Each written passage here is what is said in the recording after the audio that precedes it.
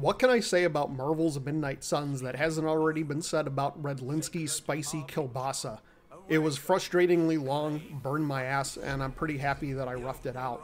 This is the first video in my I rented this series because I'm a cheap bastard and Gamefly lets me rent new games for $15 a month. Hashtag not sponsored. So let's talk about Marvel's Midnight Suns.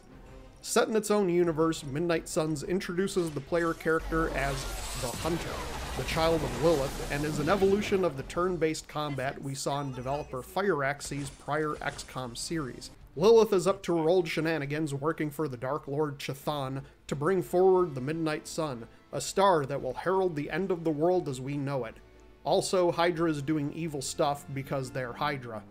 They explain why Hydra agents can go toe-to-toe with superheroes by giving them a gamma-infused injection.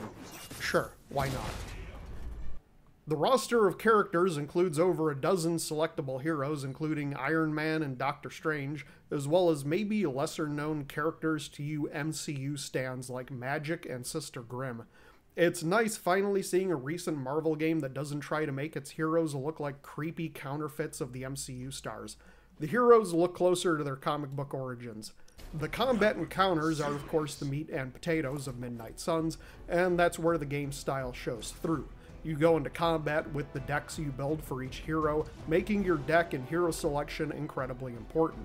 You get limited card plays per turn, but cards have extra bits to them. Some cards refund their play if you KO an enemy with them, some draw cards, some cost heroism, some generate heroism, and others influence the board in other ways. There's a deep world of customization into building decks, choosing which characters to send on a mission together, as well as positioning on the field and strategic use of cards, the environment, and enemy placement. You could easily spend hours just on deck building for a single character and determining which cards go best with which hero. It's a game you could probably find a meta build, but I have a feeling there's no singular right answer for deck builds. And Midnight Suns gives you a metric ton of information so you can plan out your strategy. You know which enemies are going to target which heroes, generally, roughly how much damage they can expect to take, and where you'll be situated during attacks. And knowing all that information doesn't water down the experience or difficulty, because it really lets you rev up the strategy to 11 and meticulously plan your fights. One feature I love about Marvel Midnight Suns is that the game cuts out a lot of the monotony by having an ever-increasing level floor. What this means is that as you level your more preferred heroes, the new characters and those on your roster are never too far behind and get boosted. So it's never frustrating when a mission forces you to use a hero you're not as familiar with, and there's none of the grind of getting a new hero and having them catch up heavily to your crew. Outside of them getting cards, that is. However, if you want to catch them up, you can. You can unlock the threat room pretty early on that allows you to freely level any singular hero, and with your entire roster pretty much every day to catch them up. Considering your lowest level hero won't be more than maybe 4 levels under the highest, this process takes roughly 10 minutes per person, if they can solo.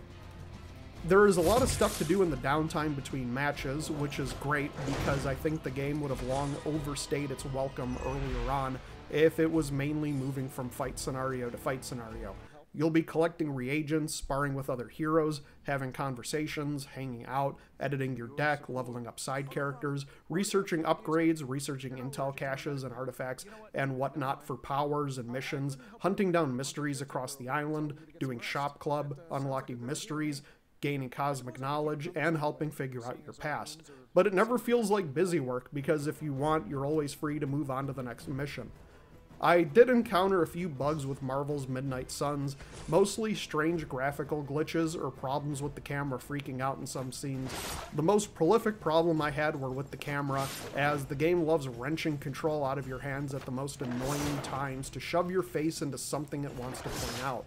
There's also annoying delays between these messages. At no point did the game ever crash though, which is a good thing.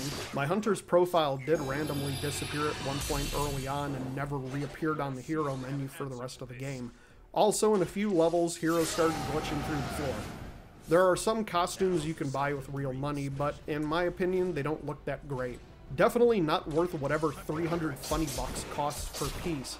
The cosmetic variants you can buy with gloss, a currency you get simply by doing missions, looks much better than the stuff you can buy with real money. I don't think Fire Axes knows how marketing works. I do have complaints about the game, namely that it gets really tedious in the third act.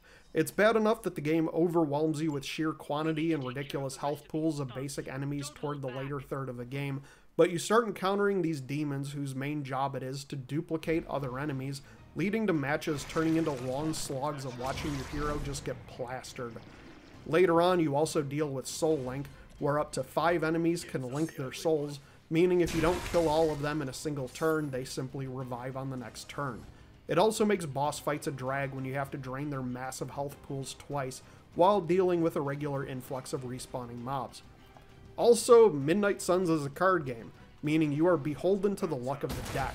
I had a great combination for specific heroes that let me blow through a mission with almost no effort. And then the next mission with those same characters, I got my ass handed to me because the game would not draw the cards I needed, or enemies were spamming stun and daze moves. This kind of over-reliance on RNG is why I never got into the XCOM games. I put in over 34 hours into Midnight Suns to complete the campaign, with minimal time spent grinding side missions, repeating failed missions, and collectible hunting. I feel like if you really tried to 100% the game, you could probably get well over 50 hours out of it. And since I didn't actually pay for it, I would admit that the game might be worth the $40 it's been on sale for recently. You'll definitely get a lot of time out of the game, especially tinkering with modifying character cards.